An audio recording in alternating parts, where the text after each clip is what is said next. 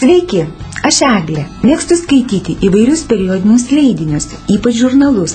Tokia jau esu. Labai susinervinu, jei nespėju nusipirkti kokio numerio ir jo nebelieka prekybos vietose. Tada mane gelbsti elektroninė periodika. Tie patys leidiniai, tik elektroniniu formatu. Todėl jas galiu parsisiųsti ir skaityti savo kompiuteryje. Keletą žurnalų ir toliau perku, tačiau daugumą skaitau kompiuteryje. Taip ir pigiau, ir patogiau, ir be to ekologiškiau. Beveik visada elektroninius žurnalus parsisiunčiu tiesiai iš jų svetainių, tačiau yra viena itin patogi sistema, leidžianti vienoje vietoje surasti bet kokį leidinį. Tai tarsi visų elektroninių formatų publikuojamų leidinių katalogas.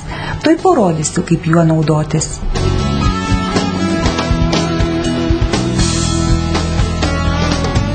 Norėdami patekti į šį katalogą, turime surinkti štai tokį adresą.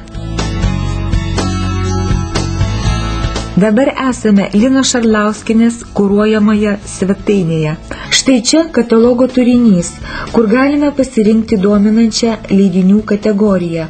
Pavyzdžiui, laikraščius, žurnalus, biuletenius, tik internete publikuojamus leidinius. Prie kiekvienos kategorijos pavadinimo yra trumpas jos aprašymas. Na tarkim, spustelių kategorija žurnalai. Be spausdinamų leidinių elektroninių versijų šiame kataloge galima rasti ir leidinių publikuojamų tik elektroniniu formatu ir prieinamų tik internete. Pasirinkę kategoriją matome išsamų leidinių sąrašą ir informaciją apie jų tematiką, leidimo datas. Šiame sąraše pateikiama nuorodų į leidėjų svetaines, kur elektroninio leidinio informaciją tvarko patys leidėjai. Kai kuriuos leidinius leidžiama parsisiųsti nemokamai, netgi pateikiamas visų numerių archyvas.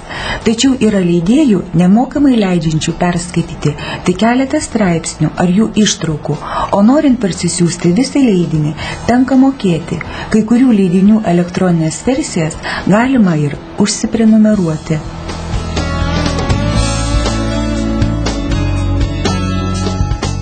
Norimą leidinį galima surasti dviem būdais – pagal abėcėlę, jei žinote tikslų leidinio pavadinimą, arba pagal temą.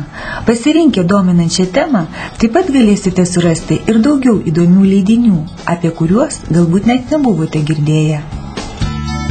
Ir pirmas ir antras paieškos būdas yra gana paprastas. Tai reikia pirmajame svetainės puslapyje pasirinkti reikiamą kategorijų sąrašą. Pasirinkę abėcėlinį sąrašą, matysite patogią raidžių rodyklę. Na, o teminis sąrašas kiek įdomesnis. Peržiūrėję jį, tikrai rasite įdomių leidinių. Oho, net nežinojau, kad yra žurnalas Pirtis.